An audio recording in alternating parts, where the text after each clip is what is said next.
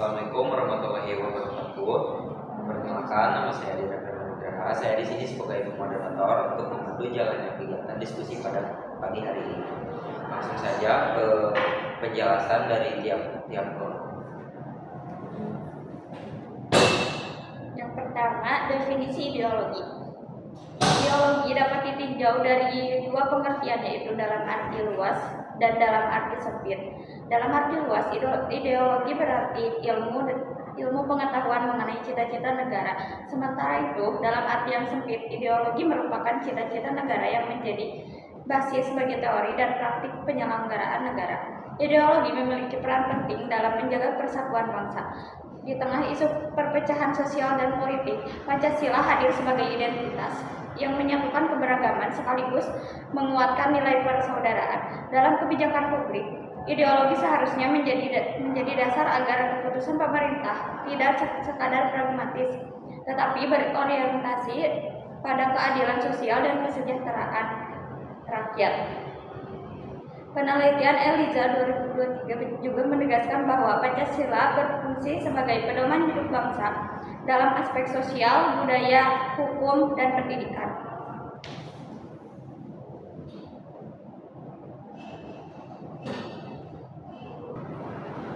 Pancasila sebagai ideologi negara. Pancasila sebagai ideologi mengandung arti bahwa Pancasila merupakan ilmu atau ajaran mengenai cita-cita bangsa yang disusun secara sistematis sebagai pedoman hidup berbangsa dan bernegara, serta menjadi petunjuk untuk menyelesaikan berbagai persoalan negara.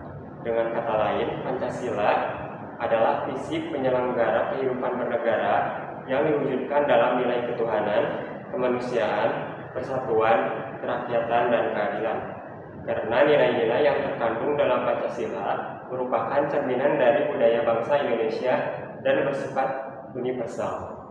Dengan begitu, Pancasila bisa disebut sebagai referensi dari perkembangan nilai di Indonesia.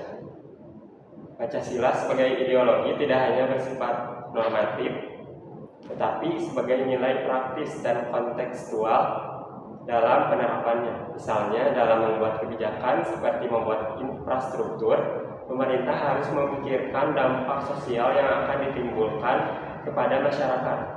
Jika program pembangunan tidak memperhatikan kebutuhan dan aspirasi masyarakat, maka akan terjadi ketidakpuasan dan penolakan dari masyarakat. Selain itu, Pancasila juga adalah alat pemersatu bangsa karena nilai-nilai yang terkandung di dalamnya telah disepakati bersama.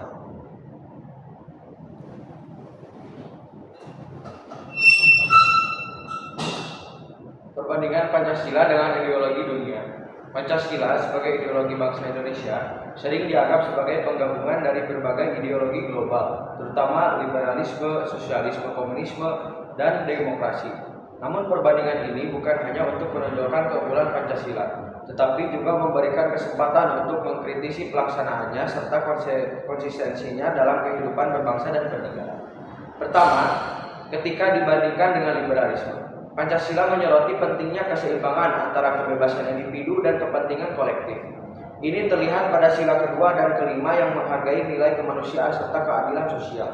Namun, kritik yang muncul adalah bahwa dalam praktiknya, kebebasan individu seringkali terbatasi demi kepentingan umum. Contohnya, hak untuk berpendapat atau berekspresi kadang-kadang dibatasi dengan alasan menjaga stabilitas sosial dan politik. Di sisi lain, aspek positif dari liberalisme seperti inovasi, efisiensi, dan dinamika pasar seringkali dapat terhalang akibat regulasi yang rumit atau dominasi negara dalam beberapa sektor perekonomian.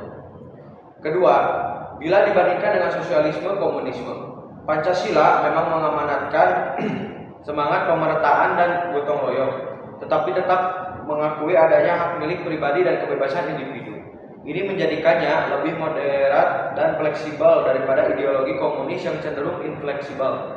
Namun, kritik yang muncul adalah bahwa prinsip keadilan sosial dalam Pancasila kerap kali hanya bersifat teoritis, sedangkan praktik pembangunan ekonomi masih menunjukkan ketimpangan yang signifikan. Di sisi lain, jika upaya pemerataan dilakukan dengan sangat ketat, ada risiko yang dapat menyebabkan turunnya motivasi sektor swasta dan produktivitas nasional yang dibutuhkan untuk pembangunan. Ketiga, berkaitan dengan demokrasi, Pancasila mengedepankan kerakyatan melalui musyawarah dan mufakat. Demokrasi Pancasila bukan sekedar tentang suara terbanyak, melainkan juga menekankan etika dan kebijaksanaan dalam proses pengambilan keputusan.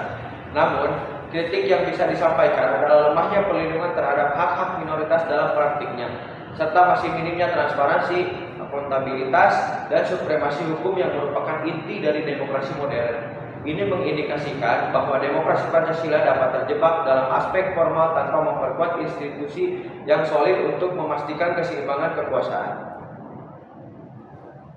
Pancasila sebagai ideologi terbuka. Jadi Pancasila itu bisa dibilang sebagai fondasi yang fleksibel.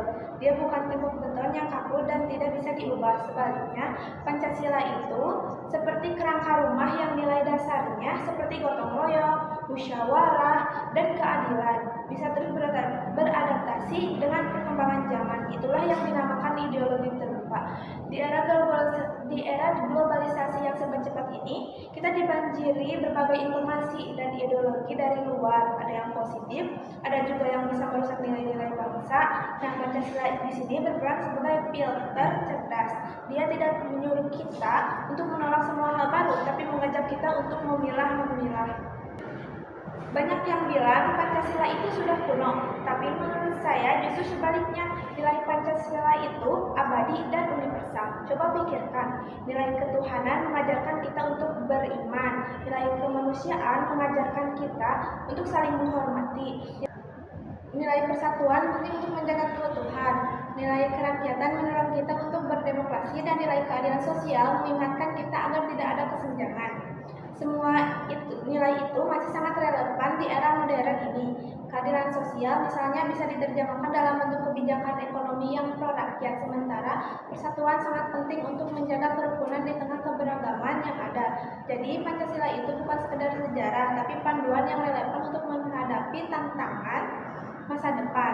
Pancasila itu membantu kita untuk terus berkembang dan menjadi bangsa yang lebih baik.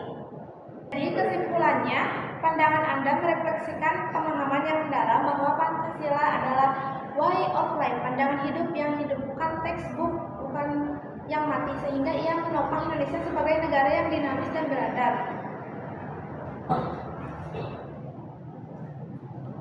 Implementasi nilai-nilai Pancasila. Penerapan nilai-nilai Pancasila di bidang politik, hukum, sosial, budaya, dan ekonomi adalah cerminan dari tanggung jawab bangsa untuk menjaga arah hidup bersama, yang menggambarkan bahwa nilai-nilai Pancasila seperti kedaulatan ekonomi, keadilan sosial, dan kesejahteraan bersama harus menjadi landasan dalam kebijakan ekonomi pemerintah.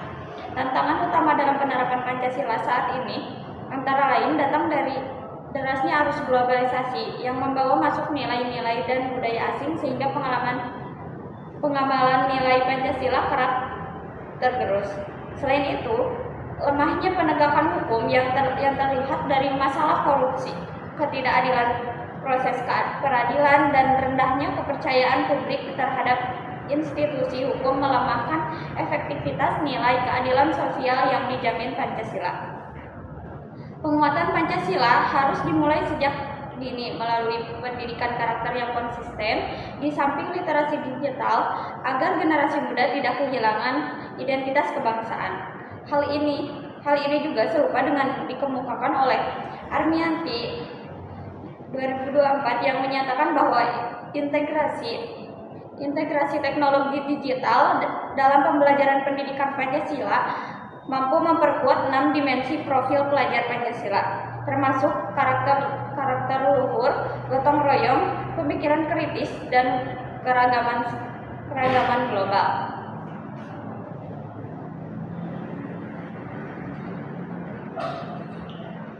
Demikian penjelasan materi dari kelompok 5 dari awal hingga akhir telah selesai. Sebelum penutup, izinkan saya membacakan kesimpulan terlebih dahulu.